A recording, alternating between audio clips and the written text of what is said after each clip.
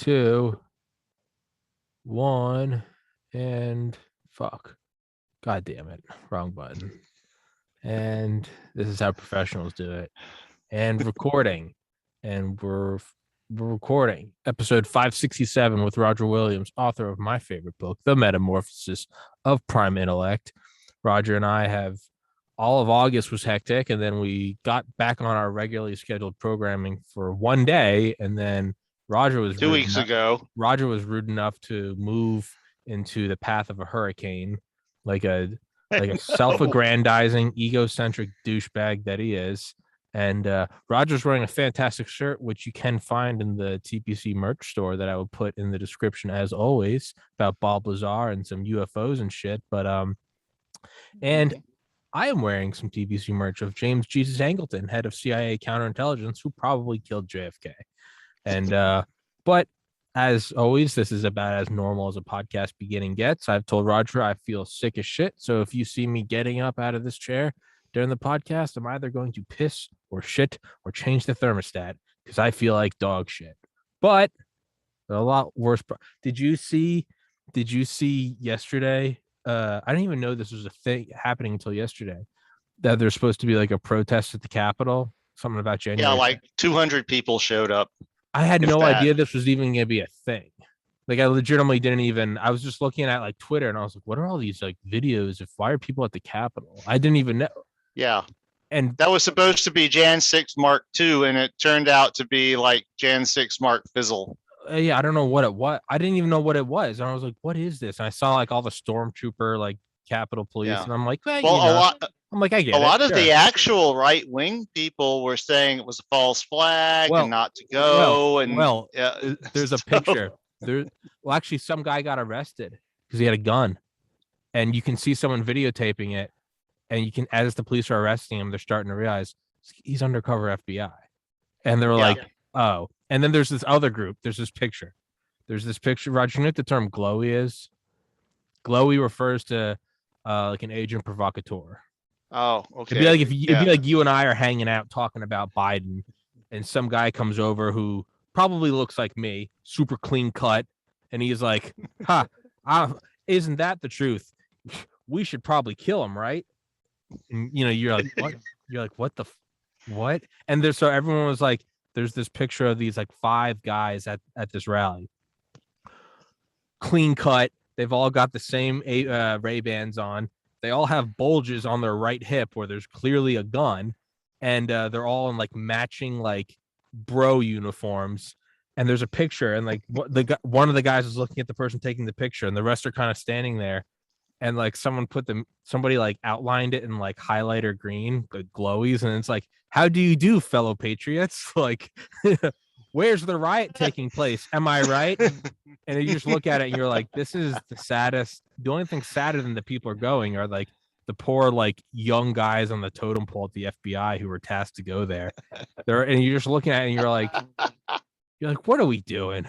Is this where we are? But that's about, sad to say, just insanity, absolute insanity.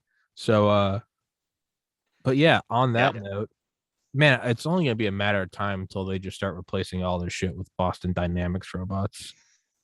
I mean, that's the end. That's the end game. They already had to call one of them back because everyone threw their hands up in outrage.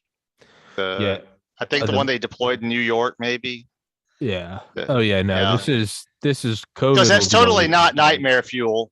This headless dog-like robot. Wait until you see one, and it's got the fucking YouTube logo on it, and it knocks on your door to inform you that you have a strike. And as it scans you in IR, you get your outline. YouTuber 199404, and you're just like, hello, yeah. You just and the third strike will be a YouTube drone doing a holding pattern about 20,000 feet above your head with a Hellfire missile. And you don't just get a thermonuclear warhead. We're all about thermonuclear warheads, aren't we? Hey, we're above them, Roger. Roger, tell everyone where they can get your book, because I'm already going to go turn the air conditioner on. All right. as Tommy said, his favorite book is my book, The Metamorphosis of Prime Intellect. And if you would like a paper copy, I encourage you, instead of going to Amazon, please go to lulu.com and search for it there. They are the publisher of Origin, and the price will be the same because of the contractual obligations that were necessary in order to make it available through the book chain and through marketers like Amazon. But if you order it from Lulu, they give me the share of the money that normally goes to Amazon and the other booksellers. So it ends up being like $6 instead of $1.50. So same for you. It's a little less convenient, I know, because you can't use your Prime account and get the shipping and all, but it's, if you think about it, thing worth thinking about. That's basically that. I can tell Tommy's a bit under the weather. I've been a bit under the weather. I got hit by a hurricane while I was under the weather. So it's been an interesting couple of months. And of course, we've done like one podcast a couple of weeks ago instead of doing one a week. And his other regular Sunday podcaster, Dale, came to New Orleans to help us with security. Oh, yeah. By the way, is Dale back yet, or is he still down here? I have no idea. know? I have no idea. Yeah. Dale was doing security at some, I guess shopping complex or something where they're like, fuck looters, and they hired Dale, which is like using a nuclear bomb to get rid of termites. So when you see him again, tell him that your other guy from New Orleans said thank you for coming down to help us, because we needed all the help we could get. I will. But you know what I feel bad for? The poor motherfucker that decided to loot and got taken down by Dale. I mean, I'm sure they'll find the body one day. No, they won't. Because this is why Dale does what Dale does. Is because they won't find it. There's just some poor fuck that went to grab a flat screen, and he just saw like a little red light on like night vision goggles, and you just see Dale, just one shot. Dale, you weren't supposed to kill him. You're supposed to just arrest him.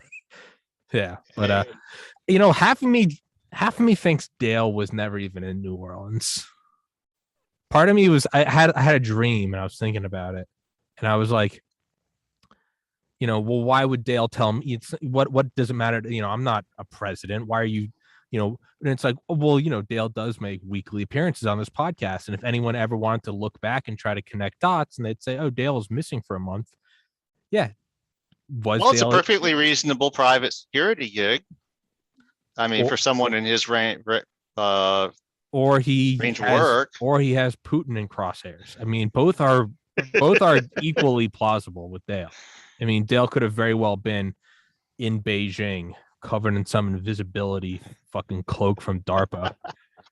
Or he could have been in New Orleans. Like, that could have been the truth too. Or maybe Dale was just like, I'm so tired of this fucking podcast. It's just like, fuck off. Hey, dude, I'm in New Orleans. But yeah. So Raj and I are gonna. We're doing a reading. Obviously, yeah. Yeah. Get his book. Yeah, we keep forgetting to do that. I've been jonesing to read you this next series, but for like 2 months, because I think you're going to really like them. And we keep. I think this is going to be the 4th Curators reading for you, so it'll be like Curators 4 when you title the episode. But this is going to be, I think. Let me check here. Part 17, as it was originally published on Reddit. Okay. And let me rearrange my windows here. So you go over here, and the source material comes over here where I can see it. I emailed the office of President Trump this morning. It was just like, hey, will you come on my podcast? I'm getting banned from every platform. I figure maybe that will make a splash. I mean, I won't get a response. He can identify. Hey, man, exactly. It's, hey, you know what? But listen, dog. Hey, we were both in DC on January 6th. We both got banned from YouTube. I mean, we're blood brothers now, I probably won't. You're practically the president. I am practically the president. Thank you. I'm glad thank you, Roger, because I was gonna have to dance around to that point, but Roger cut straight through the bullshit. I'm basically the president, which Yeah. all right, And, let's do this shit. all right. So as we recall, because it's been a little while, so we have humans have invented fold drive, which allows us to basically teleport to other stars. We have retrofitted a couple of airplanes so that we can fly out of the atmosphere, teleport to some other place, generally fall through the gravity well of a heavy planet to match velocity because stars are all going in different directions and all.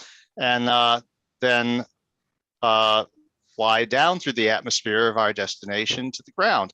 And what we found out is that there is a network of worlds that were all created by this race called Curators. We don't know very much about them, except that one of them is a friend of our protagonists.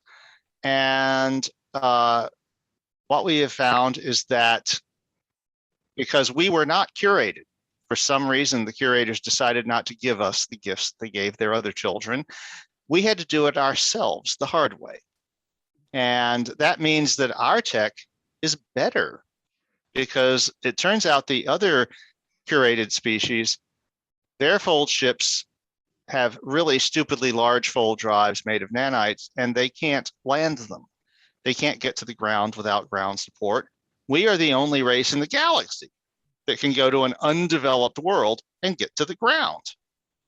This has been the situation for literally billions of years because the Curators have been doing this for like 7 billion years. And they created our world.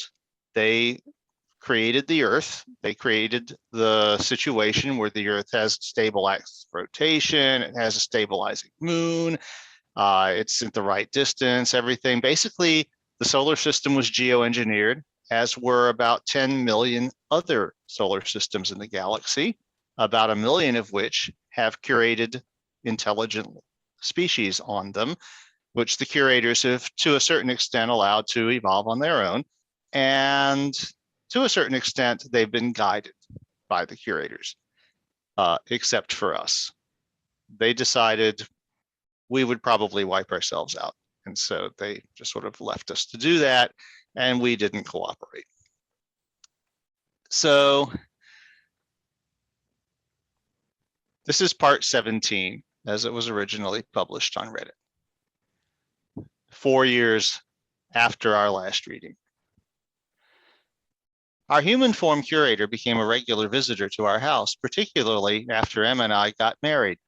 He revealed himself to the director, who in turn directed us to be his liaison with our species and to keep it all very quiet. As far as anyone else knew, he was a human engineer who occasionally did contract work for projects at the military base. There were now thousands of raiders permanently living on Earth and hundreds of humans on Kattegat and its new colonies. While Em and I weren't the first human couple to exchange vows on another world, the raiders did offer us the opportunity to do it further from the home than anyone else would for a while on their newest and most distant colony. Being undeveloped, it offered us a honeymoon of exploring and sleeping beneath the stars. Not too different from our experience when we first met the raiders on the occasion of their surprise attack. But now the raiders and humans were allies and trading partners, and our alliance was considered strong by both sides. The rest of the galaxy was mostly unthrilled, and there was a sigh of relief on the other side of the galaxy that the raiders didn't seem inclined to do much raiding anymore now that they had colonies. A few races had expressed displeasure that they were getting gifts of technology from us humans that nobody else enjoyed. And one race that in particular spun that feeling to white-hot hatred was the civilians, who now blamed themselves for discovering us and bringing us into the galactic community at all. The raiders had partially repaid us for our generosity with samples of gravity plating, but 3 years of research had made little progress toward understanding how it worked. Unlike the fold drive, which all developed races mostly understood, all the raiders or anybody else really knew about gravity plating was that certain nanites made it work. So part of our trade was components and raw materials for nanite-based gravity plating. We were still nervous about setting up nanite-based manufacturing on Earth where it might fall into unreliable hands. Our curator knocked precisely at 8 on Friday, as he'd been doing for over 2 years. It's easy to be punctual when you can instantly transport yourself to any place on Earth, or for that matter, on numerous other inhabited worlds orbiting other stars. I received a communication today, he said as M sat out dinner. One of our agents on Seville has been observing a construction project they are undertaking in orbit. It is unusually large for something that hasn't been announced to the general population. He used his hand to project an image on the wall of our dining room. It shifted, indicating progress over time. We are fairly sure that this first stage is fold drive, he said, but look what it is now becoming. The structure built around the fold drive was barely larger than the fold drive and its power source together. It had no windows or obvious bays. It was a tiny fraction of the size of any alien fold ship we'd ever seen, though still larger than most human fold ships. Yet it was taking on the appearance of completion. It didn't seem that they were planning to build any bigger. They are making 2 of these. Sorry about the quality of the images, but even with our technology, these are still telescopic images from the ground. I wish P were here, M said. I'd have an interesting question to ask her about nanite-based fold drives. The curator smiled. Who do you think makes those drives possible? I can probably answer your question. The reason these fold drives can't be remotely controlled is that they have to be carefully calibrated to set the range and aperture, right? Yes, you've automated those functions, but none of our other children have managed to do that. But if you wanted to deliberately fold a world into its sun, you just massively detune it, right? You could automate that. The thought had occurred to us, he said, but we considered it so monstrous that we M'd over the telephone and hit the top speed dial setting. Code ternary burn Omaha. Get him online now, M said.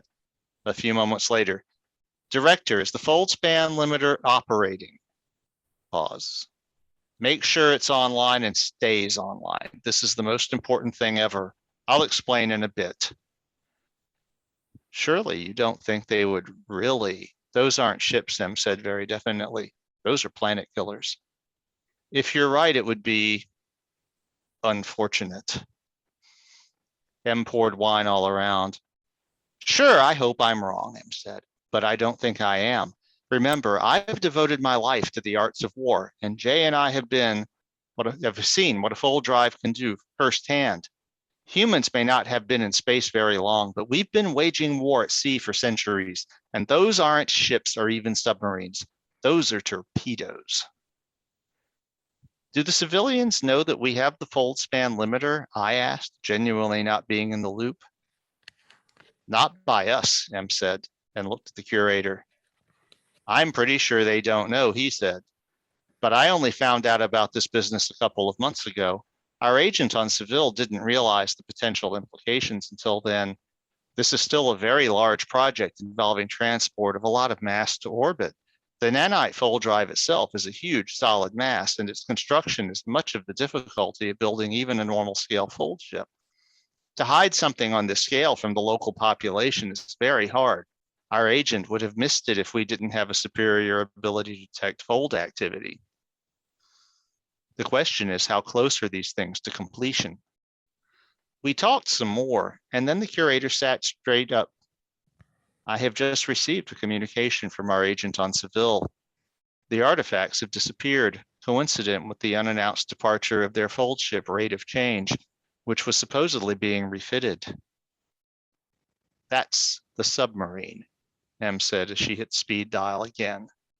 Ternary burn, Omaha. Yeah, I know, it's me again. Director, they're on their way. Is there any unusual fold activity in the solar system? Pause. Okay, we'll be there as soon as possible. What? An alien fold ship just folded into the Oort cloud. Looks like it's positioning to use Uranus as for velocity adjustment. We need to get to the base. I can help with that, the curator said. Hold hands and stand close to me. We did as instructed. You might want to close your eyes. We did, and when we opened them, we were all at the base in a vacant office near the directors. Do what you have to do, the curator said. I'll be learning what I can. I'll be in touch. And he disappeared. I thought you were at home, the director said when we burst into his office. We were about a minute ago. Tonight is our meeting with you-know-who, remember? Okay, this better be good. Fortunately, the curator had flashed his images over to M's phone. There was an incoming phone call. They're at Uranus. Looks like they are aiming for low Earth orbit at about an hour and a half. How can you tell it's LEO, I asked. Why would they be bothering matching velocity at all? We can tell the vector they're choosing to fall on pretty accurately. We're not just sensing from Earth. We have fold monitors at all the gas giants. And this is a very expensive weapon for them to make, M added. They won't take a chance on it misfiring during a short flyby if they don't have to. They put a lot of work into this thing. We have to make sure that work comes to nothing. We've got an hour and a half to figure out what to do. Go blast them, one of the assistants said. They almost certainly have the sunlight cannon themselves now, M said, and their ships are a lot better shielded than ours by their sheer mass. Do nothing, I said. Everyone looked at me. We have the span limiter, and they don't know we have it. They'll drop their torpedo and run, thinking it will obliterate us a few seconds later. Then we go up and carve the torpedo up at our leisure. I think this is the best strategy, the director said, and M nodded.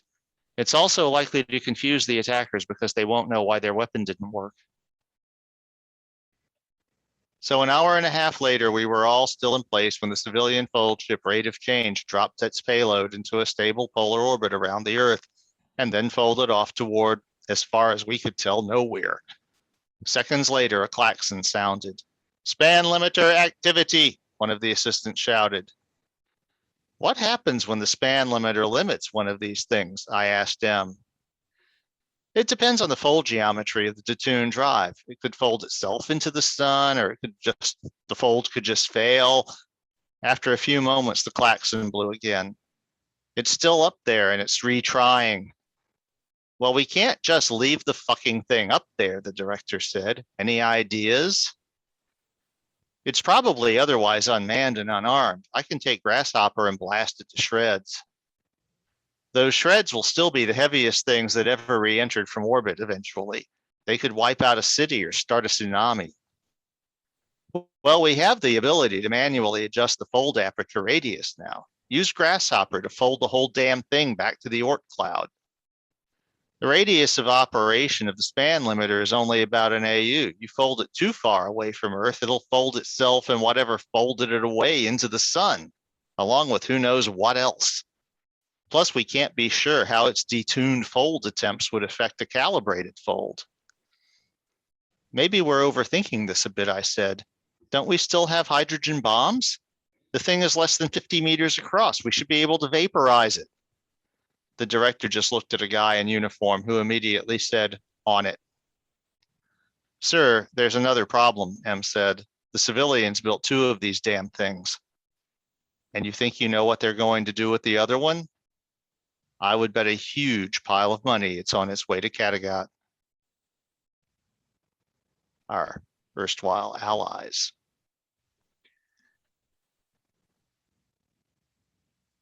Part 18. The Grasshopper was deemed an inadequate vehicle for our mission to save Kattegat. Since we were going to war, we needed something tough, maneuverable, and mechanically simple, with room for a possible payload. So we were assigned the C-130-based mail service. It had essentially been converted to live up to its name, doing package deliveries to the colonies, but it was armed with the sunlight cannon, and its fold drive had been calibrated for long-range service by aligning it with Grasshoppers. Instead of a chemical rocket RCS, it sported a new microfold sunlight reaction system, which used water superheated by the same process as the power generators and the sunlight cannon to produce significant thrust and impulse. It was a cargo model with a large cargo area and the usual C-130 big rear door. And when we got to it, we found a uniformed Air Force captain waiting for us by a rather provocative object, which was mounted in the cargo hold for transport. Is that what it looks like? M asked incredulously. It was about 6 feet long and conical, tapering from a base about half a meter across to a rounded tip. Of course, it's your hydrogen bomb, to be precise, a W-88 ICBM reentry vehicle with a yield of about 500 kilotons. We've hotwired this one for you with a simple timer to bypass the permissive action link, which I've been instructed to show you how to use. Congratulations, you two are now a nuclear power. And everyone is cool with this? Dr. J, I believe you suggested this yourself, and the president has signed off on it. We are committed to doing everything we can to prevent the destruction of any inhabited world, not just Earth. As he was showing us how to program the bomb timer, the curator showed up. I've been told you're cleared for everything, our instructor said without elaboration, and he continued our instruction. I don't know what we're supposed to do with it. We have no way to launch it on an intercept course without being detected and evaded and maybe destroyed in the process. That much is correct, the curator said. We are now certain the rate of change is armed with a primitive version of your sunlight cannon, and due to its heavier construction, you would not prevail in a sunlight cannon battle. If you get much closer than an astronomical unit to them via your fold drive, they will detect your presence and be able to either engage you or flee. Then, like I said, what are we supposed to do with this? My people may be able to give you some assistance. Take this. He offered us what looked like, for all the world, like a locket. When you get within a couple of light years of Kattegat and your relative velocity is less than 50 kilometers per second, your calibrated fold drive should be capable of doing that from Neptune in one fold. Open this and press the button. This will alert our agent on Kattegat of your arrival. We're setting up a strategy as you fly. 10 minutes later, we were in the air. 30 minutes later, we were falling toward Neptune. And 7 hours later, M opened the locket and pressed the button. Within moments, we were joined by a raider. But when this raider spoke, its translator just put out English without any raider growling to translate. We have met before, she said. I am one who walks among our children. You were watching over us on our last visit to Kattegat, M said. Exactly. This is quite a situation. We would resolve it ourselves, but long ago we gave up the building of ships, and so while our command of the fold is very accurate, we have become a bit limited in the ability to fold larger objects and dependent on folding to an inhabitable space. Thank you for bringing one. Hey, it's the least we could do, I said. How are we going to do this? We are tracking the rate of change as it approaches. It has to use inhabited worlds as waypoints, and we walk among our children with our fold detectors on all of those worlds. We anticipate it to arrive here in about another 8 hours. They aren't stopping to lick the squee. It should appear within 10 to 15 light years of us, and they will have to do another reckoning before folding over to one of the Kattegat system's gas giants to correct velocity. We should have about 20 minutes to act. The raider described the plan to us, and M said it was a thing of martial beauty.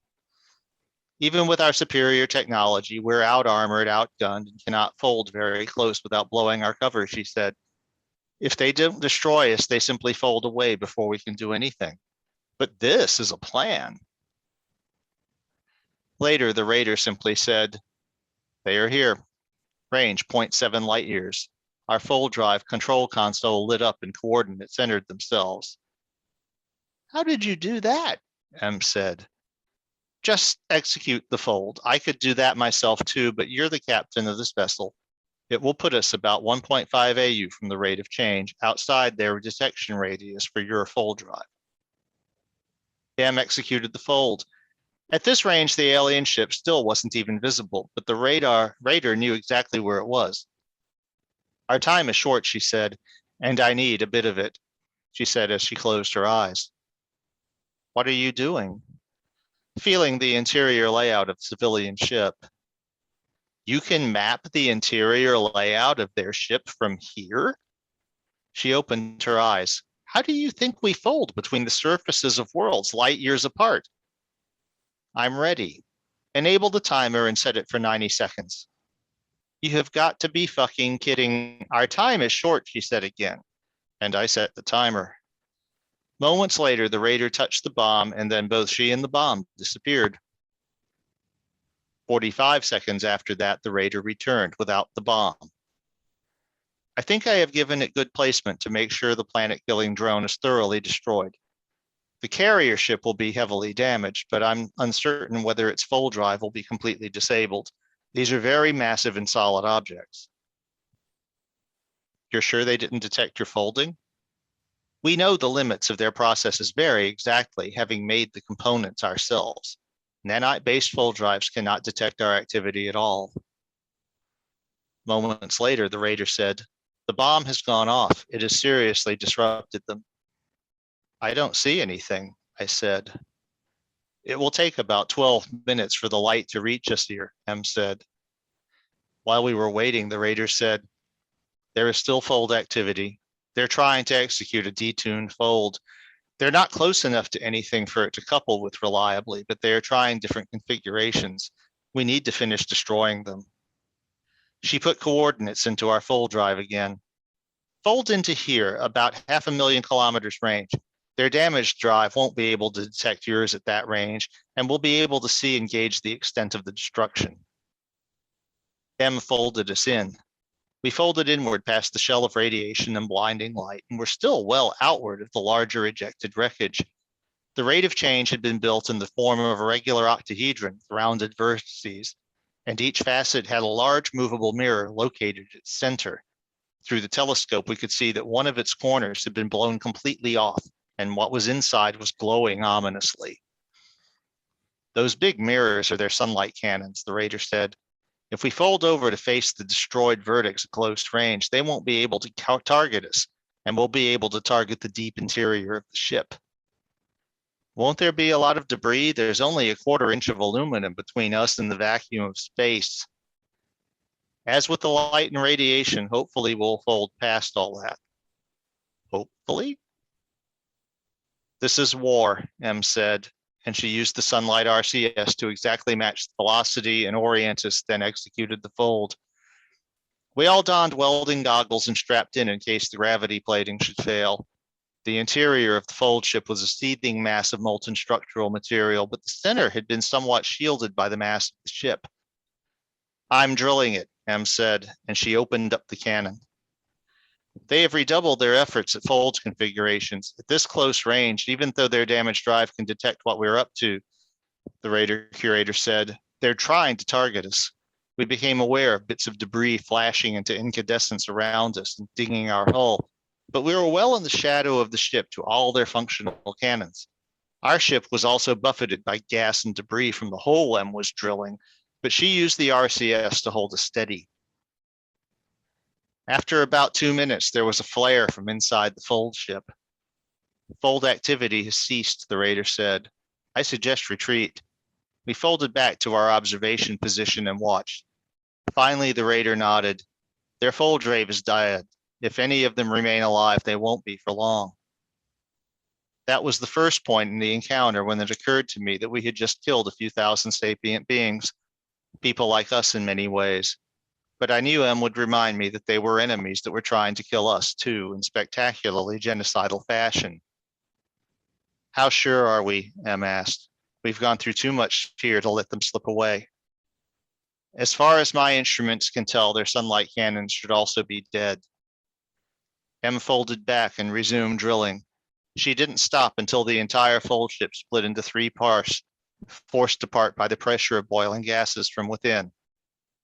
"I can now verify that their fold drive is fully destroyed," the raider said. "Okay, thanks for the help." "No need for that. We curators bear..." "Oh shit." "What?" "We've taken damage. We're leaking air and fuel cell oxygen, and I'm not sure about the control surfaces and propellers." We all went back into the cargo area, which had windows. The wings were pockmarked with dents and tears, and 2 of the 4 propellers were missing at least 1 blade. "We're in bad shape," M announced. "I don't think I can get it to the surface of a planet like this. We might not even make it through the velocity adjustment at Neptune with these leaks." "There's no need," the curator said. "Can you execute 1 more fold to get us just a bit closer to Kattegat?" The fold drive is one thing that does still seem to be working for now. A few minutes later, we held hands and closed our eyes, and when we opened them, we were safe in front of the Earth Embassy on Kattegat as our faithful ship mail service burned up, crashing into one of its seas.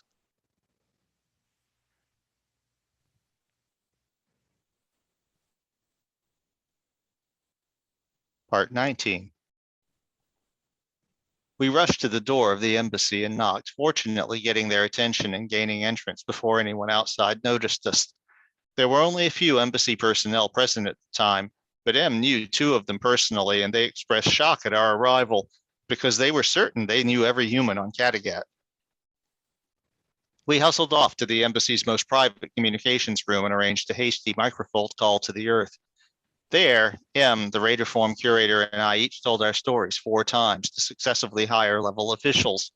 Our audience for the last retelling included the President of the United States and the highest leaders of several of our allies. What did the curators recommend? The director asked of our curator, without mentioning that one of the humans on his end was actually also a curator. The Raiders are a proud people who will be strongly tempted to react in kind. We have been inclined to forgive what they did in their attack on you because it was unintended and the result of your surprise show of force, and they seem to be as horrified as everyone else and have directed their space captains to make sure it never happens again. But the possibility of this escalating is strong, and we must not allow that. We will have the same problem on Earth, someone who sounded an awful lot like the president said. The number of people who know about this is still very limited. Keeping a lid on it should still be possible. We still have to deal with the civilians. The civilians are our children, and we reserve the right to discipline them in our own way. We need to find out now how deep this rot goes in their culture. It is wasteful to fell the tree if only one branch is diseased. We need assurance that the problem is completely contained. I believe we can achieve that, came a voice from Earth we recognized as our human form curator. We should chat a bit offline before finalizing decisions. That seemed to inspire general agreement. After we ended the call, the Raider Form curator reminded us, you two are still rock stars here. Everyone will go crazy if they find out you've returned, and that's even without considering that you've just saved their world. We should depart as soon as possible. Our fold ship, Edge of Space, is on the roof of the power station and scheduled to return to Earth this afternoon. If we could quietly get M and J to the ship, they could just take a stateroom and be on Earth within a day. I can get them there discreetly, the Raider said. She offered us her hands, and moments later we were on the ship.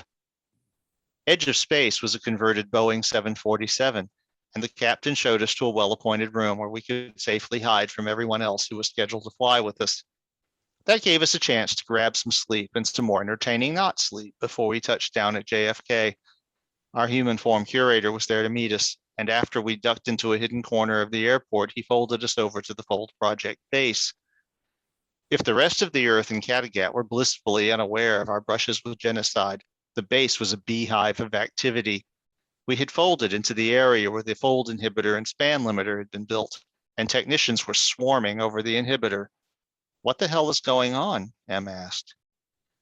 We have engaged in one of your human rituals and made a purchase from you. We have offered a price for which to buy your fold inhibitor. We got a good deal because we had basically told you that we wouldn't let you use it yourselves anyway. And what did you pay us for it? Full technical theory of the operation of gravity plating. We offer a guarantee that you will be able to manufacture your own with your own existing manufacturing techniques and no use of nanites. Well, that sounds fair, M said. Indeed, we expect it will lead to a few more things. Meanwhile, we have an immediate use for the inhibitor and no time to build our own. Seville? Yes, our agents there report that the general public has no knowledge of what was done in their name. Action must be taken, but we hope that genocidal methods can be avoided this time.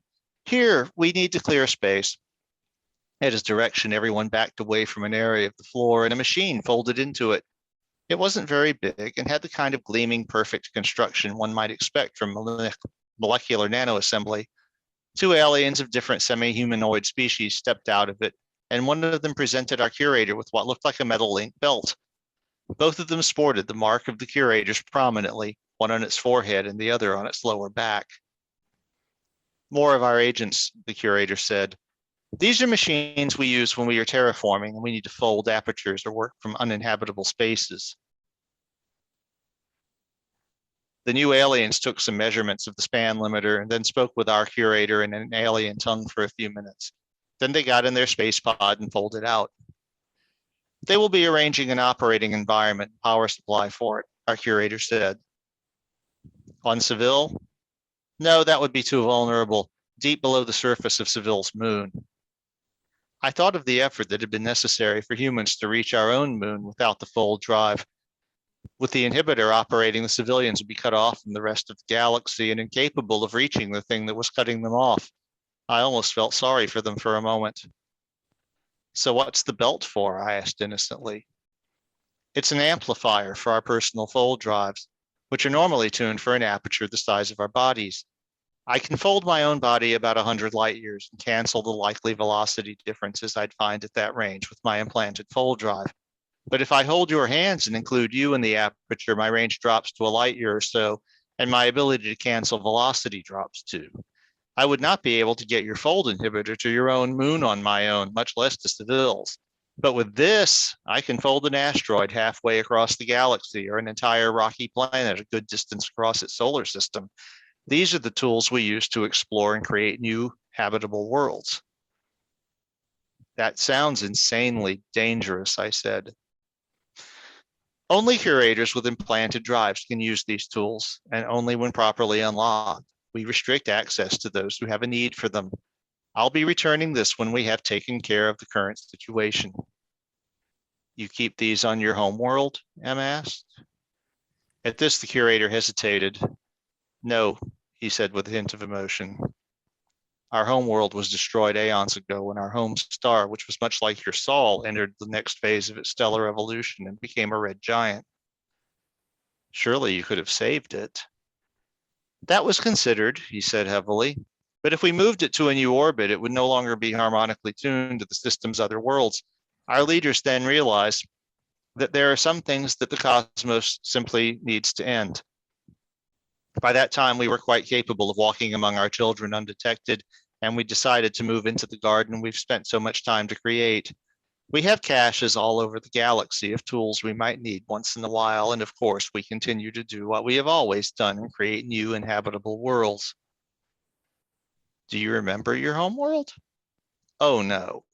We can live a very long time. I personally met one of the team who arranged your Earth's KT Impactor event. But home was swallowed by our sun more than 4 billion of your years ago. It's not that we remember our home, but we don't really have one at all now. You met someone who helped wipe out the dinosaurs? Is he still on Earth? Oh no, he was part of the long-term evolution team. They were the ones who decided life had settled into an unuseful equilibrium and made the decision to disrupt it.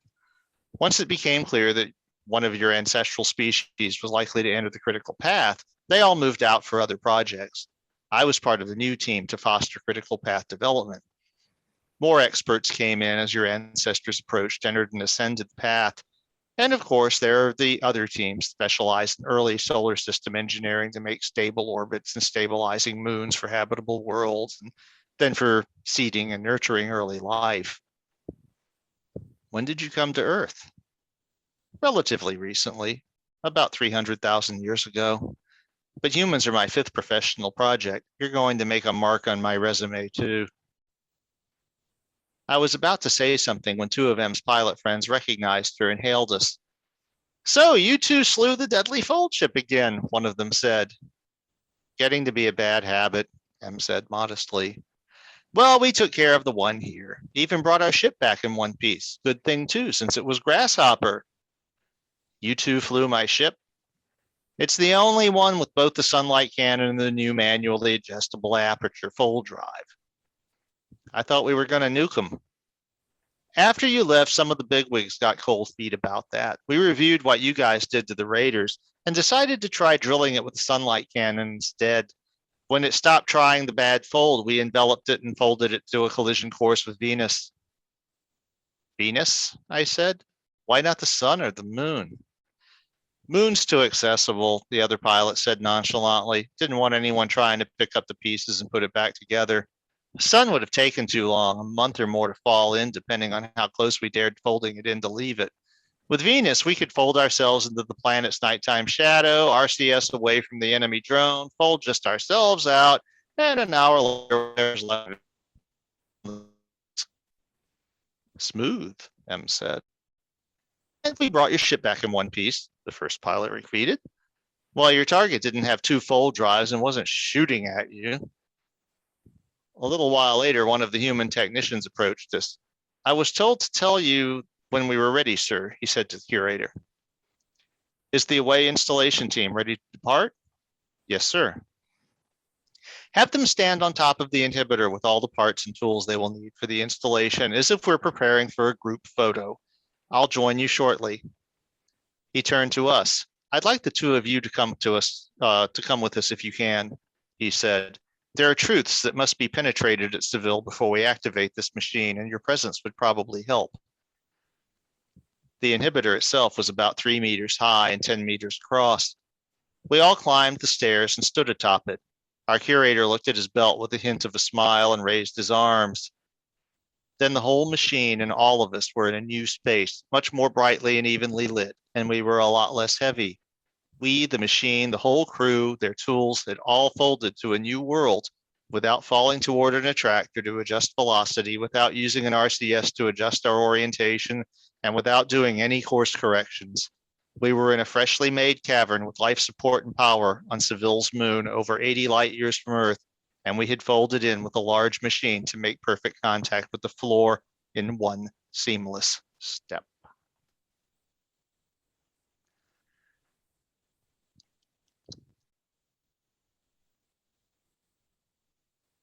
Part 20. Hold on. Let me go pee, Roger. Roger, Part tell 20 on hold. Part 20 on hold. Roger, tell him again where to get your book. Tell him where you get more money. Lulu. Lulu.com. Yes. Now, if you want an electronic copy for an e-reader, like your Kindle or any of the others, then Amazon is fine for that. That's their biz. But if you want a paper copy that you can hold in your hand, then Lulu is the go-to place. They were the first publisher of the paper version, and everything involved with it. They are in fact the publisher of record with the Copyright Office. And like I said, the cost is the same for you. No one can do anything about that because it's a contractual thing. In order to have an ISBN, in order to make it available, if you do want to buy it through Amazon, then they can't undersell that market, even though they have a lot less overhead, but they give the rest of the money to me. So that's a cool thing. Despite that, I still get more money from Amazon sales than I do from Lulu sales. I got a nice little pulse at the beginning of this year because I was mentioned by another podcaster. But generally, everyone who searches for it, the first thing you find is the Amazon link. So if you're watching this here, like I said, consider going to Lulu. They're a great company to deal with. Incidentally, they have wonderful customer service. If you have a book that you would like to publish, I can't recommend them any more highly. They are an excellent developer to work with. So that's that. I thought I heard something there. Yeah, here's Tommy. Oh, let me take a drink of my wine. God, I still feel so fucking sick. Keep going. All right, let's resume. Yeah, I was that way for about 2.5 weeks. Like I said, it was a week before the storm. I got sick, and I've only been eating normal food now for about 4 days. This has been going on for about 8 days now, and so yeah, I feel like I thought it was going to be a couple days, but yeah. just Well, and I several times I thought I had beat it, and then it came Yeah. back. And when I Yeah. put that into the medical website, it took me straight to the page for mononucleosis, and I'm like, "What the hell? I'm 57 years old. How can I have mono?" Yeah. Well, I got mono in high school. Back to the reading. Back to the All right. So yeah, back to part 20. The technicians fanned out to begin their tasks with quiet confidence. They weren't being shot at and had a well-defined job to complete. There were other aliens present in various form, all of whom turned out to actually be curators who assisted and began suggesting modifications, which the technicians carefully considered. The inhibitor itself is basic silicon substrate, and by design redundant, our human form curator told us. But your power supplies use some components which might not have the longevity we seek. Fortunately, we have the technology at hand to bypass those and power the silicon directly. Where's the power coming from? Photovoltaic nanite network on the surface with a storage layer for the lunar night. It's still knitting out, but it should be done before nightfall, and it's already adequate for direct power in the day. Unlike the technicians who were nodding and pointing to connection points, Em and I had no real idea why we were there. New curators of different form popped in and out from time to time, and after an hour or so, a civilian appeared. Also one of ours, our curator said before we could ask. Greetings, old friend, sweet. And yourself, I haven't seen you since you helped us get these guys through the path. You worked on the Seville project? Em asked our curator. Oh, yes. And that day I walked among them as we here does now. Quite a different experience. Senses are senses, the civilian form curator said, and in this case, senseless is senseless. Also a pun in civilian, our curator said to Em and me. So what's it like down there? Nobody knows about it. The Xenocide project has been kept under a tight lid of secrecy by those who moved it forward. Many of the acts they performed to get it done were obviously criminal under civilian law. The resources they diverted to create the death drones have already created an economic recession, and many people have been trying to figure out why it's happening. Well, they're about to find out. Maybe what we're doing here is a little harsh, I suggested. We've discussed this at the highest levels all across the galaxy, the civilian said. An example must be made. Do they have any assets off system? Not many. Both of their remaining foal ships are in orbit now. They have a few individuals on other worlds, but not enough to establish a stable colony, should anyone even let them try. We consulted with the technicians. The conversion and installation was almost complete. The human-built power supplies and control panel had been completely bypassed. The inhibitor would be activated by a timer of curator design. Are all of our people off-world? Actually, a lot of them have elected to stay. We've made sure they understood there will be no back door past the inhibitor, but this is also galactic history being made, and they want to bear witness. And the expected blackout duration isn't that long for us. How long are you going to shut them out? Long enough to make an impression. Their Grand Council is in session. I think it's about time to crash it. Humans, if you don't mind. He extended his hands, and Em and I each took one. Moments later, we were in an auditorium full of civilians obviously engaged in the business of state. Em and I were hearing translation, even though we weren't wearing obvious translation hardware. What is the meaning of this? One civilian shouted. Why are these aliens? How have they appeared in our chamber? We have come to judge you, the civilian curator said. And while the translation was calm and the original sounds it was making boomed through the chamber. Guards! The doors won't open. 6 civilians advanced on us with weapons drawn. Our curators looked at one another and waved their arms, and the weapons dissolved into dust. I did not know you could do that, I muttered. We couldn't do it to you, our human form curator muttered back. But you know how your people have been wondering if we put back doors into the nanite technology? Well, now you know. One of the representatives slowly approached us as everyone else was backing away, and I realized it was my original contact, Kay, who had once made an appointment with a well-known but not very space-savvy human dermatologist. Not possible, Kay said. What manner of trickery is this? Are you human J? Yes, I said as the chamber went quiet. It was a riot of color as the representative reacted to the situation. Their dermis announced their feelings. "You're dead!" Kay shouted and looked at him. And you, how are you here?" "This is what we are here to explain. How many of your colleagues know of these?" Above our heads, a holographic display appeared of the 2 death drones at station. There was much muttering in the chamber. "You know what they are," I said to Kay. "Of course I do.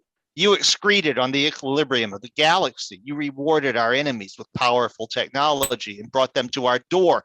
You are spreading through the unclaimed worlds of the galaxy like vermin. We did what was necessary." "What did you do?" several voices said from the gallery.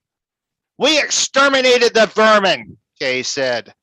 "These will be among the last of their kind, as it should be." They made a realization that they thought was quite clever, but almost everything is not as new as they thought, the curator said. A fold drive whose only purpose is to detune and fold a planet into its star doesn't need to be manned in order to perfect its calibration. So they built 2 dedicated planet-killing drones and sent one to Earth and the other to Kattegat, the homeworld of those you call the Raiders. And how did they fund this murderous extravagance? You will probably find that much of it was illegal and has caused your current economic downturn. "It doesn't matter," Kay spat. "We did what had to be done." "And you failed," M said. "Our team stopped you at Earth, and Jay and I ambushed your ship Rate of Change and destroyed it before it could deliver the other drone to Kattegat." "Lies! We have the sunlight cannon now." All at this, a gasp went up from the chamber. "Your ships have hulls of gossamer. How could you possibly prevail against one of our capital ships?"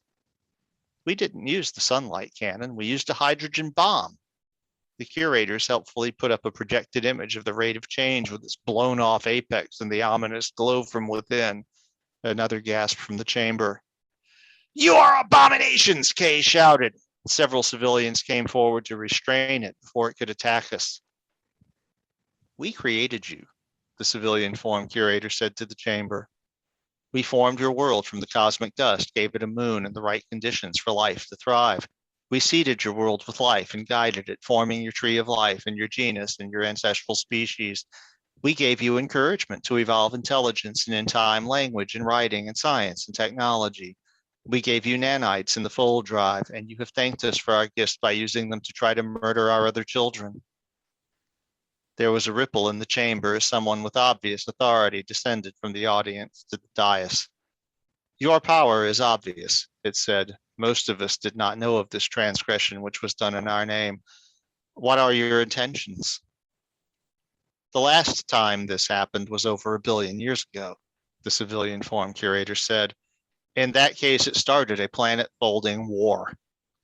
We had to end it by folding 20 worlds into the stars themselves to fully cure the disease. We will do whatever we can to atone. You have the humans to thank for the fact that you are still alive. They have given us a new option. There will be hardship, but your kind will have a second chance." "I know my people will ask why we are being punished, but not those of Kattegat who did fold one of your worlds into its sun. That was the act of a desperate crew who were surprised by an existential threat they did not expect, and the world they folded did not harbor a critical path species or post-critical path civilization. Their leaders were horrified to learn what happened and quickly instructed their space captains to make sure it never happened again. And the humans exercised mercy, and without our encouragement decided to rectify the problem by solving the problem that made the raiders become raiders in the first place, their starvation for raw materials, rather than exacting revenge. Meanwhile, even though you had never even been attacked, your leaders devoted significant resources to the purpose of xenocide. They had not been surprised and knew just what they were doing. In that case, we gratefully accept your decision to grant us a second chance. May I ask just what our hardship will be and for how long? You will find out its form soon enough. As for the duration, we'll see if 1,000 of your years gives you time to reflect on what was done in your name. As Em and I were still sucking in our breath, our curator grabbed our hands, and suddenly we were back on Seville's moon, where all the human technicians and aliens were gone. The curator activated a control panel and motioned for our hands again, saying, "Quickly!" Moments later, we were on a transparent glass surface elevated far above a desert landscape. "My mother brought me here when I was a child," Em said. "The Grand Canyon Skywalk, isn't it?" "Yes. My people have a saying that when you have to do something ugly, you should remind yourself of something beautiful. Your people made this bridge purely for the purpose of celebrating the beauty of the world we gave you. This would have been lost if the civilians had succeeded in their plan." "It was just a few of them," I said. "It only takes a few, and a lot more supporting and following them blindly, as your people learned over time. It's a terrible thing that it happened, but your people know genocide. The civilians don't. They're still able to think of it as a cleansing process. But as violent as humans can be, you have also learned the hard way just how much so much blood costs. You applied the same lesson to the Raiders that you have applied to your own nations in recent time, and we're quite proud of you." We watched as the sun sank toward the horizon. "How do we know the civilians will learn the same thing from their millennium of exile?" "Oh, we don't," he said as twilight deepened. "But if they don't, there's always still plan A."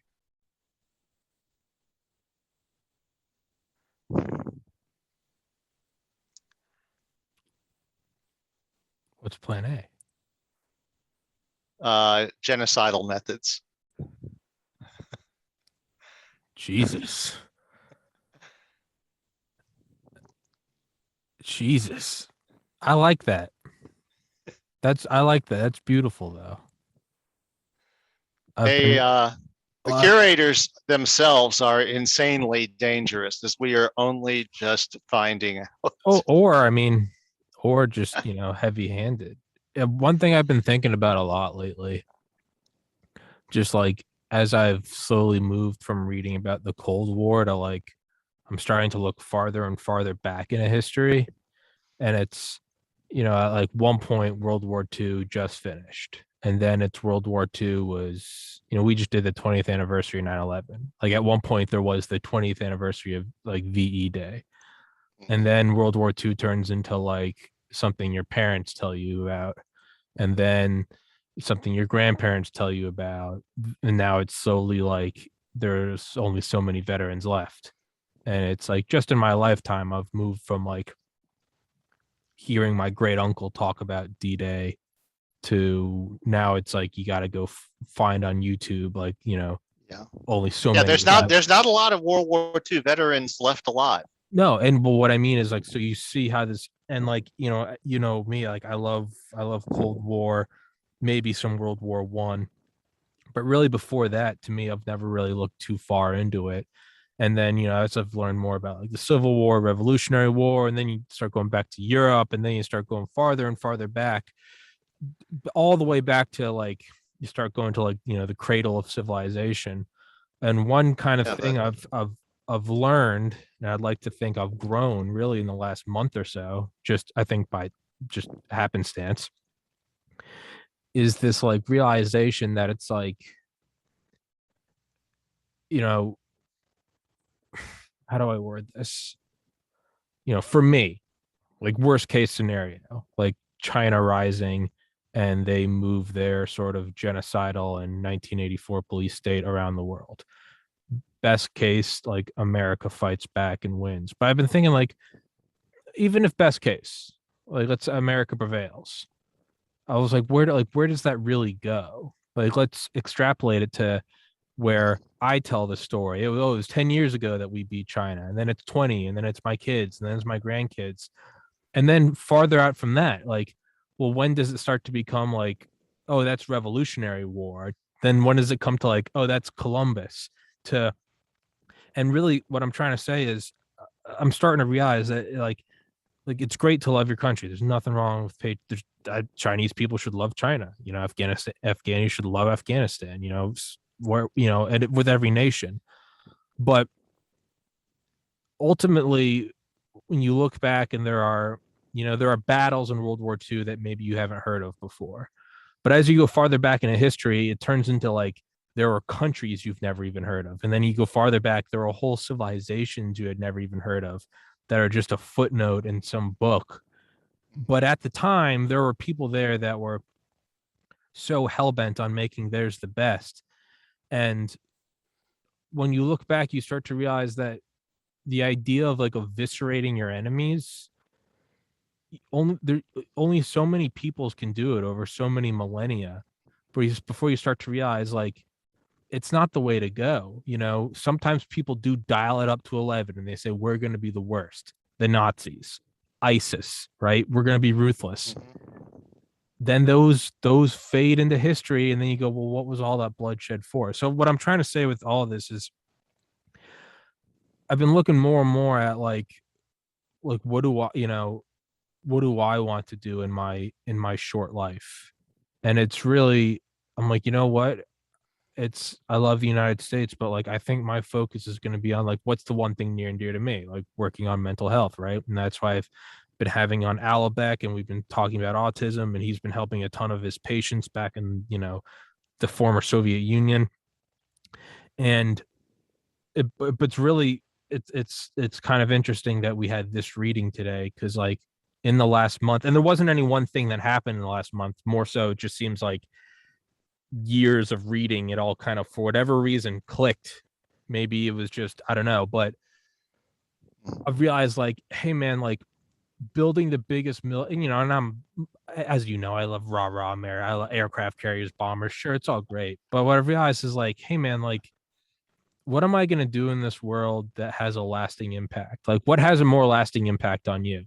Learning about the ruthlessness of the Assyrians, or the invention of like air conditioning or penicillin, or women's suffrage, or or desegregation, right?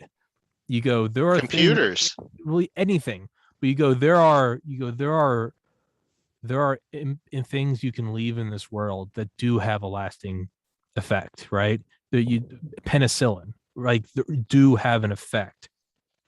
Uh, you know, Painkillers for surgery, and that's what I'm trying to look at more. Is like, I mean, I'll always love the United States. I'll always love B-2 stealth bombers, sure, but like, I've really been thinking like, hey man, every empire rises, stays at the apex, and wanes, and the next one comes along, and no, this one will never fall, and it will fall, and the next one will. In 200 years, it'll probably be China will be at their apex. In 500 years, it'll be fucking Venezuela. In 1,000 years, it will be Norway. And every nation will think that they've got the grip on the world, and it will just keep going. And so what I'm saying is, it's interesting that we had this reading today, that because they still view it as a cleansing process, and you finally have to realize you cannot brute force your way through this. You can just, the civilians do. They're aliens. They haven't learned the lesson. The humans at this point kind of have got the lesson. Well, what I mean is, I feel like up until like a month ago, I feel like I was probably more in the civilian mindset, where I was like, America can grip the world. And then really, for whatever reason, just through, I think, chance and a bunch of probably different books all leading, this has probably been coming on for 10 years and I haven't even noticed it. But the realization of like, how many times do we have to grip the world with an iron fist, whether it's ships made of timber or whether it's B-2 bombers, before you realize, hey man, this don't work in the long run. It don't work in the long run. So might as well leave the place better than you found it. Yeah, you will like this if we keep going with this. We are pretty close to what would have been the end of book one if I had known what I was getting into. The second half of book one really would have been book two if I had known where I was going with it. It's about the same length as the first half of book one, and it's a long story arc about J&M uplifting another civilization. But book two begins with J&M cleaning up the situation on Earth, because it develops that our geopolitics has devolved into a toxic stalemate where there are four superpowers, and they have come to a mutual agreement. Two of them are outright run by what amount to criminal gangs, and they've come to a stalemate agreement that more progress on technology is a bad thing because it will upset the equilibrium that has been established.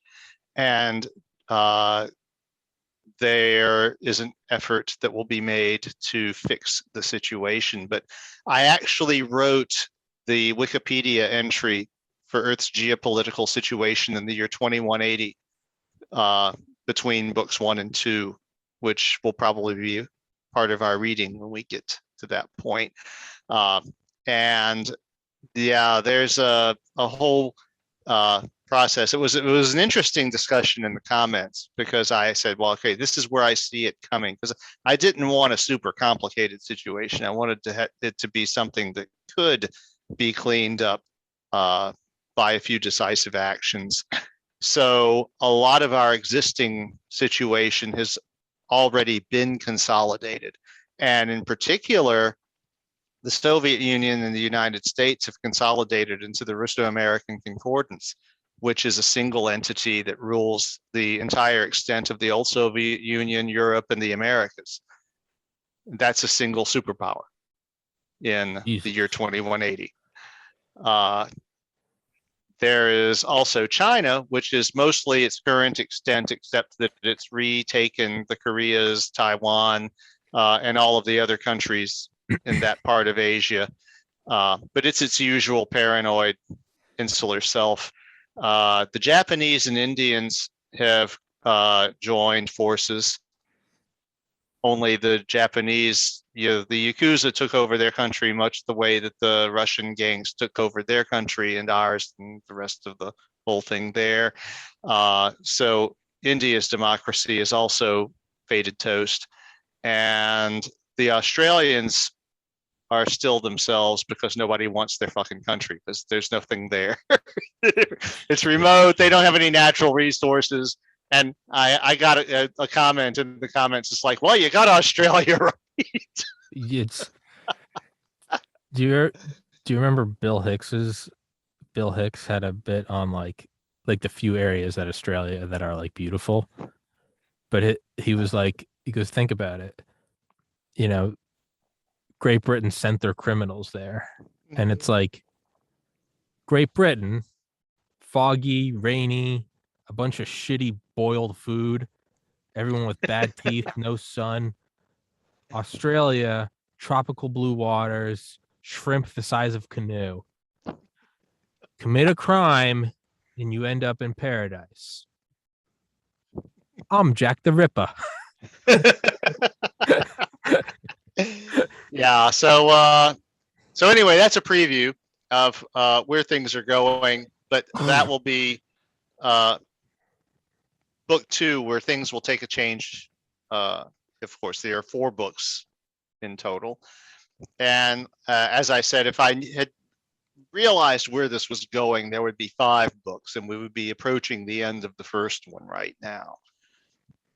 But since you seem to be still vertical, want to hear a couple more little gap covering episodes? For what? I got a couple episodes that's sort of on their own. I've covered the civilian exile arc there. I've got a couple of episodes that sort of bridge the gap to where the next thing is going. Oh, I can't today. I'm gonna shit myself soon. In general, no. I'd love to continue the readings. I can't today. Okay. I legitimately still feel like shit. I was gonna ask kind of random question. Have you ever seen those land trains in Australia? No, I've heard of them though. There are these I know what you're talking about. Let me. If we're not going to do any more reading, let me get my windows back where I can look at you. Yeah. Yeah. It's Yeah, and no, it's obviously There we are. Obviously, Roger, I love your readings, but I want to give them like full attention. I don't want I don't want to white knuckle through them just to do them. I much more appreciate just listening when when I'm enjoyable, not when I'm trying to like not shit my pants. But the Yeah, land I figured you would like that though, because you had asked about has anyone used the fold drives as weapons, and I we had a loved it. hydrogen bomb. I Yeah, loved it. so I loved it. It was like Battleship, right? Where those alien ships come to Earth and they end up getting like shut off from the rest of humanity. It's like Hawaii somehow gets like separated, and like they have to activate like the old like battleships from World War II, and it's like because they're all like manual. There's no there's no electronics in them or no like vital electronics. That's what they use to fight the aliens because it's all just like the EMPs don't work on it. It's like these things just run on fucking like diesel. Like there's yep, everything's just gears turning. everything's manual. Yep. Yeah, it Well, seems say Battlestar Galactica was like that too. They had this whole thing. They could make human scale androids, but the whole thing was because the Cylons had hacked the colonies. Their technology was limited. They said the producers said basically the most advanced computer on a Battlestar like the Galactica would be like maybe an Apple II, roughly equivalent, so that it couldn't be hacked by a virus or something like that. It would be too simple. And this is what they're using for interstellar travel and for warfare. Yeah. In this extremely futuristic society. Because let's face it, computers have kind of become a disaster. And I say that as someone who programs them for a living. It's like I did not. Well, when viruses started to be a thing, I read up on them, and in fact, I reverse engineered one and wrote an antidote for it because it got into our systems at work. And I saw how these things worked and how they progressed, and I realized that a lot of the blame for this goes to Microsoft and Apple and Google for making things that can be hijacked in this way. Because if you go back further, there's no way you could do that to a Commodore 64 or an Apple II because their firmware can't be overwritten. It's in chips that can't literally physically can't be changed once they've been installed. And so there's literally no way to do something like a computer virus for those early computers. But IBM, and Microsoft and PC, and you have an operating system that can be upgraded. Mm-hmm. Well, it's whether it's an upgrade or not depends on who's doing the regrade, don't it? Well, it's like one of the things they would have at like nuclear bunkers and stuff, and some of them were like they would I mean, these things were so well thought out that some of them had like they even had like some of the government ones were just like they were ready for like 30 years after the war. It was like farming equipment, but some of the vehicles they had for like initial scouting, it was all like pickup trucks from like World War II that didn't have any carburetors. Yeah, because they were just like, doesn't matter if there's like latent EMPs and bombs going off in the upper atmosphere, like that won't. So it's a weird as like the window of technology moves forward, right? It's like everything's always shifting, right? And it's not just that you can like take a modern day car and put it in the past, and it's like, well, do they have the ability to create those polymers? Do they so it's like, and then as those old technologies gets faded out, just like the F1 engines on the Saturn V that we don't know how to build anymore, it's like, well, because this whole paradigm is moved to where we don't need to know how. So it's like this weird sort of moving window. Well, the new stuff is more efficient and works better when it works, and but it fails in new and unimproved. My work car developed a problem which is still unresolved. Every once in a while, when I first crank it up, if the weather is hot, the engine is cold, and I have the air conditioner maxed out. When I go to accelerate out of the parking lot, when the transmission kicks in, because an automatic transmission nowadays, you rev the engine up and then there's a little thump as the transmission engages. And if there's a little perfect storm where the air conditioner compressor engages about the same time the transmission does, everything blinks. The console says check owner's manual, and the car goes into what they call cripple mode, stealth. It's like, I lost the word. It's but basically the accelerator stops working. Limp mode. So the engine stays running, but it doesn't respond to the accelerator anymore. And I have to turn it off, let it sit for a few seconds, and turn it back on. And what it is there's not a cable connecting the accelerator to the throttle body. It's a drive-by-wire car. And the throttle body has a sensor and a motor. And when so this allows the computer to exert a finer control, which improves your gas mileage by, putting the throttle in a position that might be more appropriate than what you think to get the acceleration you want. But if the computer senses that the throttle isn't in the position that it's been commanded, then it goes ape shit, puts the car in limp mode, starts flashing all the lights and everything.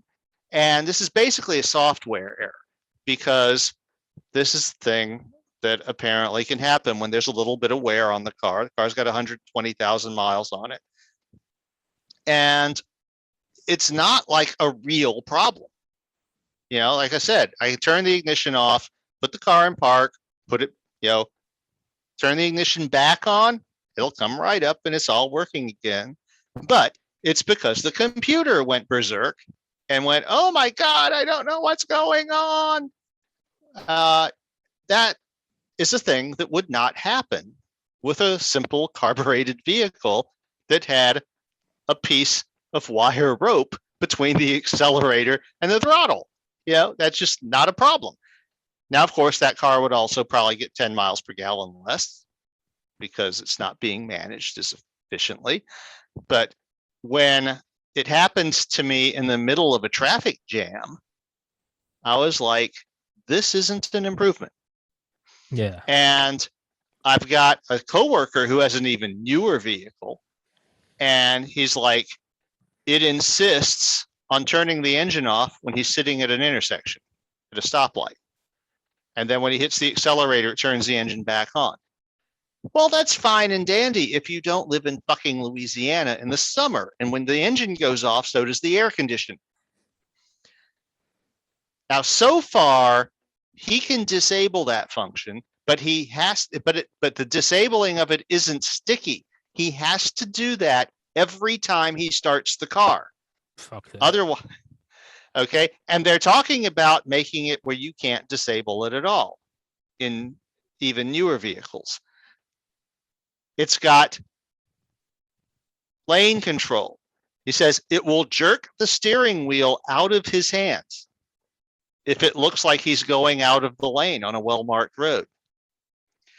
Now, that's the kind of thing that is great 99% of the time and really sucks the other 1% when the computer doesn't know what the fuck is actually going on, because these machines, no one knows actually how they work. They're AIs that have been trained, right, on a model. So we have a GPS that our corporate insurance company is mandated, and it's got a camera unit. And it yells at you, reduce speed if you're going too fast. It knows the speed limit where you are. But if you're on every once in a while we find ourselves, we're doing industrial work. We're in a place it's not a road. Okay, it's a service thing that a plant built. It's not an official road, doesn't have a speed limit. My service manager says he was going 5 miles an hour. The thing was going, reduce speed the whole time, because apparently it thinks the speed limit is 0. That's all I can figure. I was behind a van a couple of weeks ago, and it started saying, reduce following distance. Now, I was following at a safe distance, but this was a full-size E350 van, and it had a very bright roofline feature and a very bright chrome bumper. And the body was wrapped with a very dark mottled wrap. And what I think is that the computer thought it was a sedan and that I was a lot closer to it than I really was. This is the sort of thing, these edge cases bite you in the ass. Yeah. My entire career has been, as far as programming computers, it's been trying to anticipate edge cases like this and head them off at the pass. And I'm pretty good at that. But when I look at these self-driving car experiments, I'm like, the guy who got killed in his Tesla came up on a tractor trailer that was broadside across the highway, right? Yeah. Well, the AI didn't know what to make of this. Yeah. And it thought that was the horizon. So it just drove through full speed. Yeah. Right into the side of the trailer and killed the guy. Yeah. And Tesla did the diagnostics and said, okay, well, this was the bad decision that the computer made. Well, how many more bad decisions like that are there for these computers to make? No one is thinking of that. Yeah. People don't think of that. Engineers. Well, Lawrence Burns, the engineer I interviewed, who wrote the book Autonomy, who's the VP of General Motors, he talks about that case and everything you're saying. Yeah, it's a great book, Autonomy. But yeah, no, he's kind of saying what you are. He's like, no one's really thinking about this stuff, but he's like, these are the edge cases that like we only learn after someone's been killed, and we're like, oh, yeah, you can't do that, and it's like, well, sucks to be that guy, like, right? Yeah, I mean, I've been doing industrial control systems for over 30 years, and I have a really good reputation.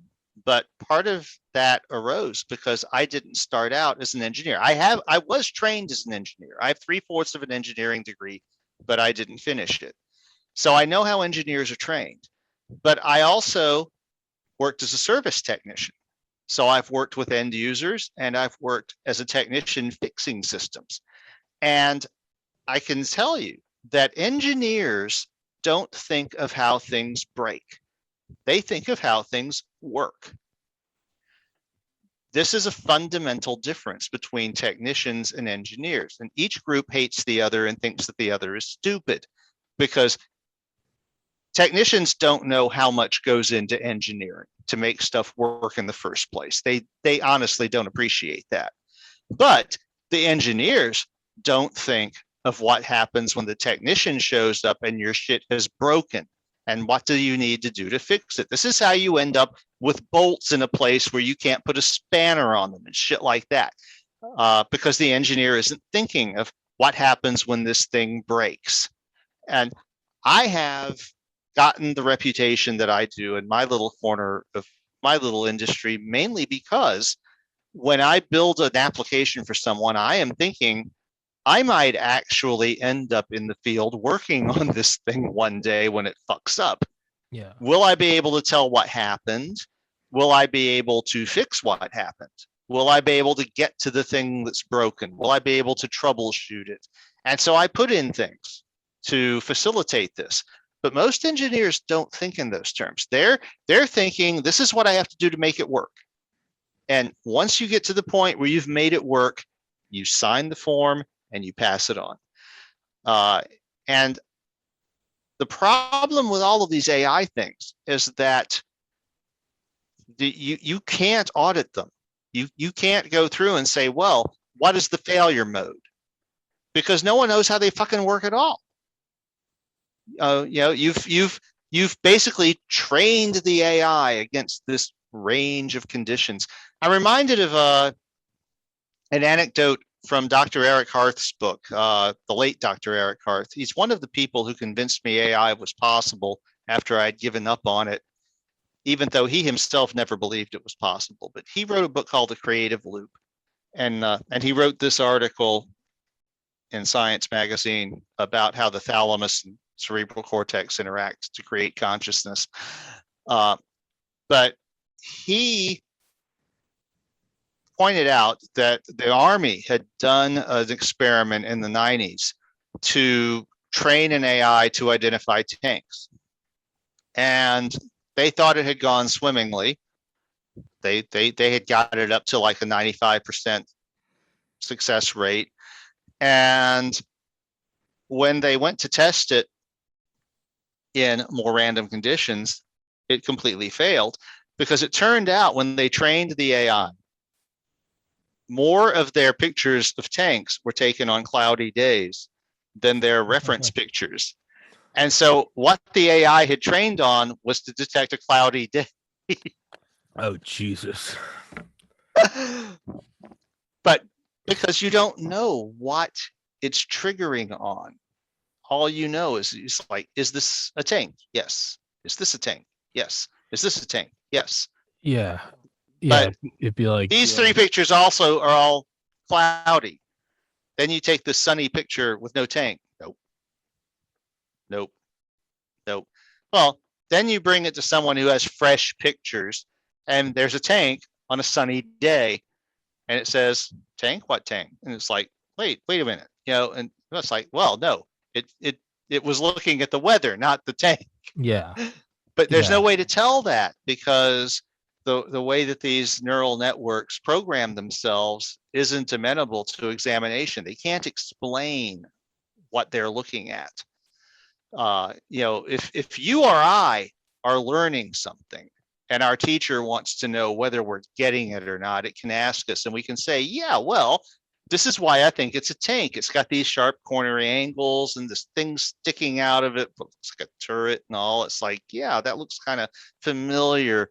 But you can't do that with the AI, because it's not enough eye to engage you.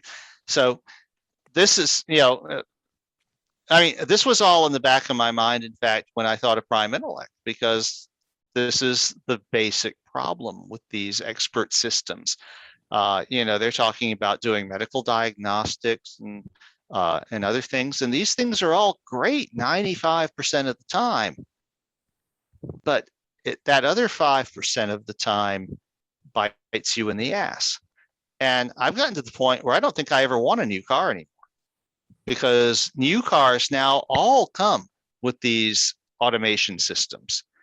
And it's like, well, one of the other things the GPS does is the newer ones, not the one in my car, fortunately doesn't have this, but the two or three newest ones have rear-facing cameras that take a pic that are looking at you. And what they are ostensibly for is to make sure that your eyes are on the road. Mm-hmm. They're tracking that, but they also are taking pictures of you every 5 minutes.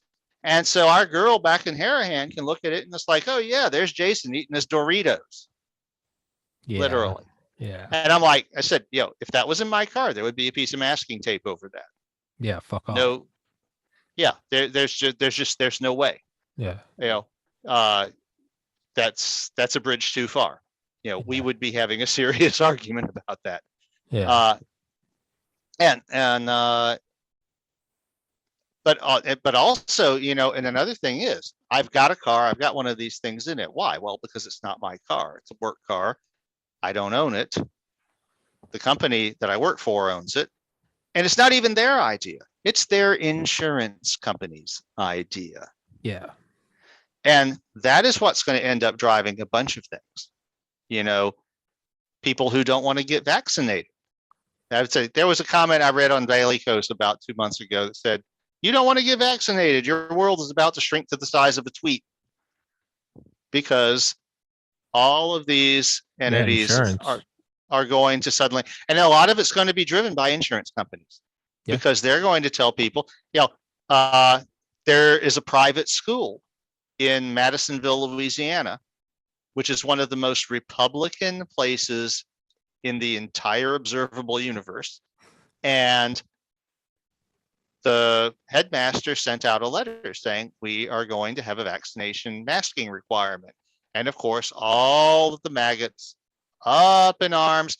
And he just said, look, we were informed by our insurance company that if we don't have this policy, they're dropping our policy. Nobody in their right mind is going to conduct business without liability insurance. Yeah. We looked around, all of the other insurance companies have the same policy. So if you don't like it, we will refund the money that you've spent so far this school year, and we'll see you next year. Yeah. But that's all we can do. And that's going to spread very quickly, I think. It's a fascinating thought is how much insurance drives shit. And it's like, Yeah. you don't think about it. It's like no one gives a fuck if you smoke cigarettes, but Applebee's doesn't want to pay out your secondhand smoke cancer bill 80 years. Some dude's been eating fucking mozzarella sticks there every Friday for 2 decades and then sues you when his lungs are black. That's an interesting thought. Yeah, no. Kind of the wild card. That is becoming a driving factor for a lot of things. And I wouldn't have expected it. So the company I work for has, I want to say, about 130 employees right now. So they're right on that cusp. They're getting to the point where they might not be a small business anymore because they've grown a lot. But the insurance companies are basically telling them, no, we want these spy devices in all of your vehicles. And they're like, neep, because what's it costing them? And of course, they're also trying to foist these on ordinary people. They're telling you, if you got State Farm or whatever, if you let us put our little spy box in your car, we'll drop your insurance premium. And they're not being real upfront about just what this means, about just what this box tells you. They know everywhere the vehicle goes. Yeah, no, fuck in that. real time. Yeah, no, fuck off. So, Fuck off. So when people are always, like myself, and I'm like, no, I don't want that. The counter argument's always like, what are you hiding? And it's like, no, I just want a reasonable expectation of privacy. Well, why? Fuck off. That's why. It's an event horizon of where your need to know about my business doesn't penetrate. The light can't penetrate the black hole. It's why do I need privacy? That's private. Fuck off. Yeah. Why can't if I need to go visit the porcelain throne and throw my guts out, that's none of your business. Yeah. Yes. But why are your medical records private? Because they're private. Well, what's on them that you don't want me to see? That's private. Go eat a dick. Fuck off. Mm-hmm. But that is eroding in serious ways, right in front of our faces. And it's.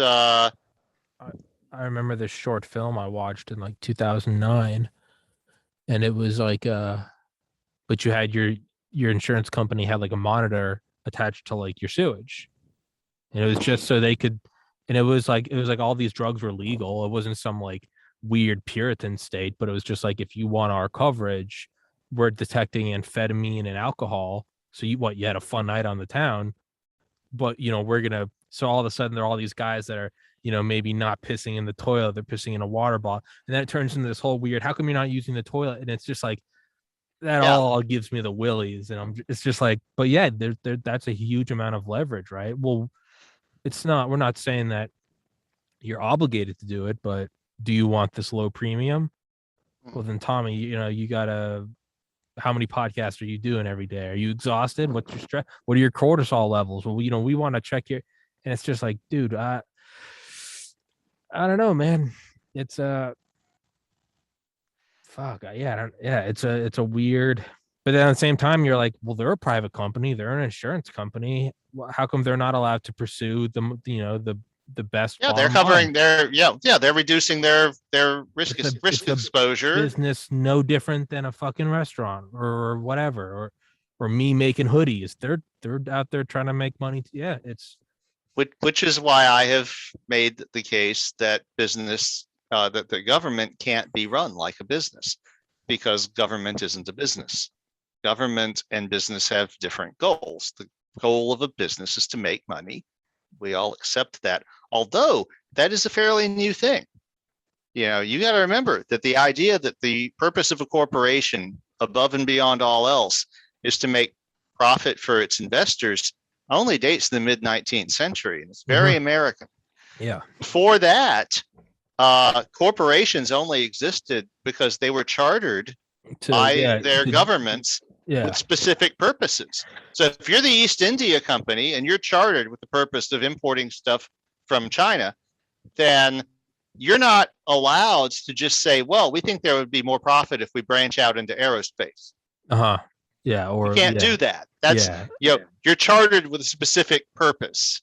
Okay, so it's like we've seen these big companies like IBM and Hewlett Packard, for example, just completely divest themselves of what we thought was their core businesses and go off on tangents and stuff. And that's only been allowed for the last 100 years or so. And of course, there was the antitrust debacle in the late 19th century that led up to where it is now. But it was really only since about the Civil War that you had these companies that were chartered whose, where their charter was to make money, period, full stop. However you can do that. Yeah. That was not a thing that existed anywhere before. And now, of course, it's global. Yeah. If anything, one of the weirder things is that of all people, the people who seem to be pushing back on that the hardest are the Chinese. It's like they are acting like, no, you are part of a society. And even though they are probably wrong in multiple other ways, to me, this is a thing where they have it right, where they're telling these where they shift to like different independent companies that no, you have a responsibility as a functioning part of society, particularly if you have a monopoly. If you're like Facebook or something, then you have a responsibility that goes beyond just making money to use your platform to make sure that correct information is disseminated, that insurrection is not fomented, various things like that.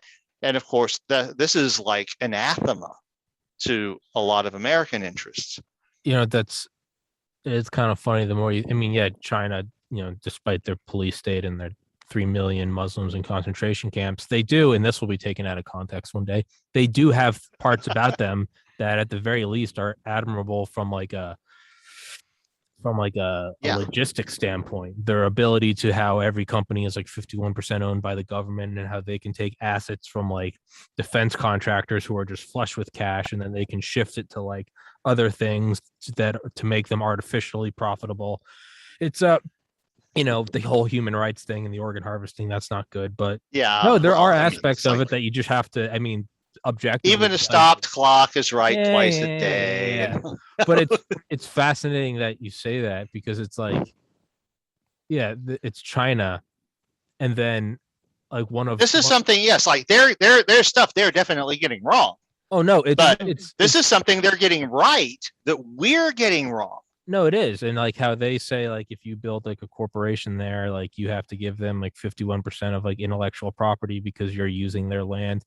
And it's kind of funny. And I realized my own hypocrisy in it, is that's one of the things I loved about Trump was like, if you're going to have your corporation headquartered in the United States, like you have to bring back like your overseas tax haven funds, because you don't get to have a headquarters in a city protected by within the borders of the United States, protected by the U.S. military. You don't get to get our basically security services and then export everything. And it's like the one thing I really like about corporate headquarters in the Cayman Islands. And it's kind of funny because it's like the one thing I really liked about Trump, that is like, if you're going to be here, you're going to pay your share. The one thing I liked about him the most is the thing that's probably the most similar to the Chinese Communist Party.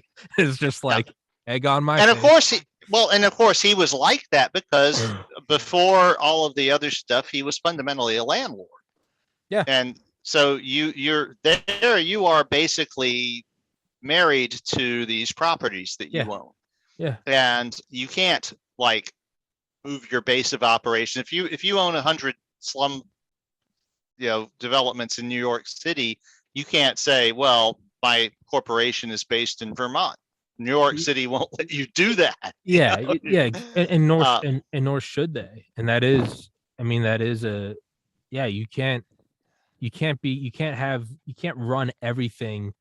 You can't have the no. majority of your servers and headquarters of Facebook here and then technically be operating from, doesn't Facebook technically operate from Ireland? Isn't that technically, Yeah, I think they do. it's like there's Yeah, like one it's office with which like is a total dodge. it's a Yeah. total, it's like there's like a one room office with like a foldable chair and a printer, and it's like, no, that's Facebook headquarters. And it's like, well, what's everything I'm looking at in Silicon Valley? And they're like, oh, that's an offshoot of the and it's like, Yeah. you are technically No, it's protected like by the US Navy and Air Force.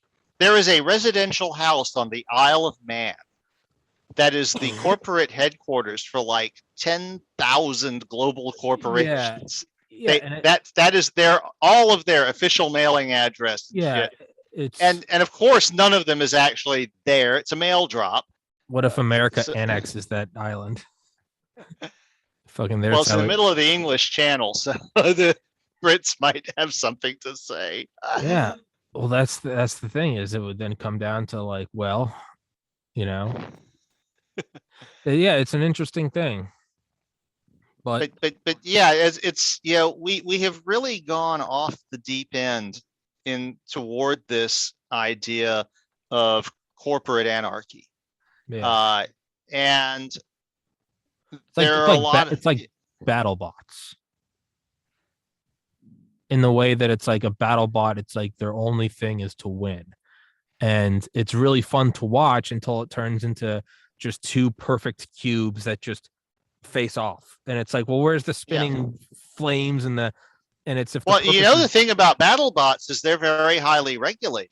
Everything about battle bots is that in a all right, particular well, fuck, class, all right, well, fuck me. All right. there are strict weight limits, and you know there's a lot of rules. The biggest one being the weight limit. And so everything starts with the robot can't weigh more than a certain amount.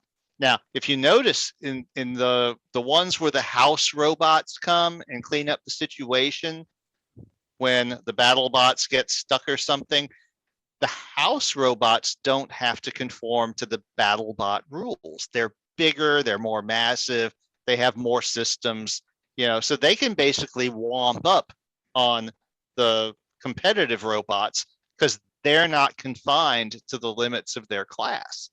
And this is one of the reasons that you end up, one of the reasons the whole sport kind of petered out is that it turns out when you start getting to the really, you know, fine edge of performance, there's only a few designs that are really optimal. So you get the Yeah, wedges, you yeah, get, you know, so you get a few designs that everyone does because they've been proven to work.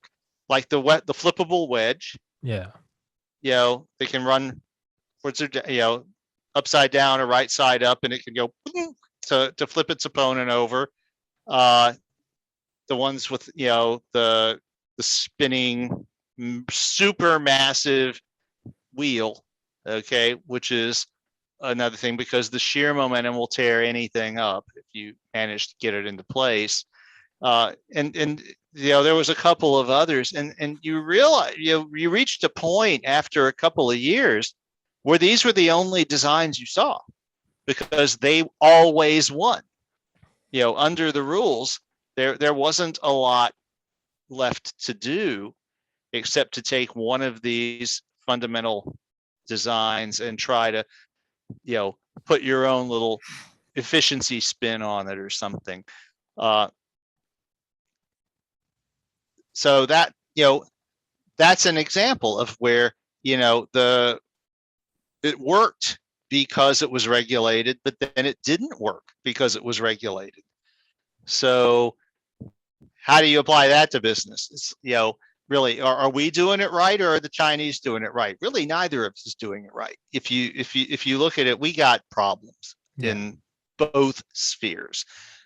Then you've got the independent entities, particularly the ones that are large enough that they want to do business with China and the United States at the same time, who are just like they're fucked. Yeah. I mean, Facebook and Instagram is part of Facebook, Twitter, Yeah. Google. These guys are all like, they're being squeezed because these other countries are starting to realize how much power their position represents. And they're starting to come to these companies and say, you want to do business in our country, you need to follow our rules. Yeah. And so far, they've pretty much reacted by going, beep, sure, yeah, whatever you say, boss. Yeah, sure. And then, but what's starting to happen now is that the people back here in the US are getting wind of it and going, you're not standing up for anything that we believe in over there. And they're like, well, we're standing up for the fact that we want to make money and we want these billion customers. And the Americans are like, what? Well, it's just like Google canceling your channel. It's a bullshit thing, which they're doing because they don't want to do it right. Yeah, they're doing that. Yeah, they're doing. So they're doing it cheap, and the cheap thing to do is you have the AI listen in for keywords, blanket dictation, and it's like, and it hears too many of the wrong keywords, and it's like, yeah. So there you are, and appealing to them is a waste of time because that involves them assigning a human being, which is what the exact thing that they don't want to do. So where do you go with that? But it's become a real bad problem that so much of the global discourse is now concentrated in the hands of these 4 or 5 companies that are like everything. And if the government of the country that you live in leans on Facebook and says, we can't have people saying that this rogue state of Taiwan is an actual country, you have to stop that. Well, you've got do what they say or lose 1 billion customers. Yeah. What's a company going to do? A company that is chartered to make money. No, you're absolutely correct. It's certainly always easier to take the armchair free speech, and it's like it's I'm allowed to have on whatever guests I want. Tommy, how come you don't have on Bleeding Heart XYZ? I'm like, because that's not an interesting episode. And it's like, well, you should. And I'm like, well, fuck off, it's my podcast. And it's what I've always said, and I'd still say to you is it's so long as I believe I should have control over the guests on my podcast, then I have to acknowledge that I'm a private entity, and thus I call it Stockholm syndrome. But YouTube. But you're fair about it, and you're honest about it. I mean, you have me. Yeah, YouTube's allowed to ban me. I still say that as much as September 19th, 2021. As much as I fucking hate it, I still acknowledge private company, man, do whatever the fuck they want. Raj, I gotta wrap this one up because I'm gonna shit myself. And can't have that. Can't have that. Well, I don't know. We can now because I think scat's probably not allowed on YouTube, seeing as we're not there anymore. You want to see the true free market of podcasts? I don't know. What's Rumble's policy? What's Rumble's policy on today? Roger and I pushing the boundaries.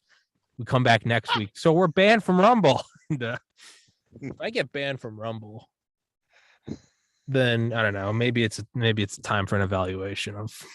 There's this old-fashioned thing people used to do called having your own website.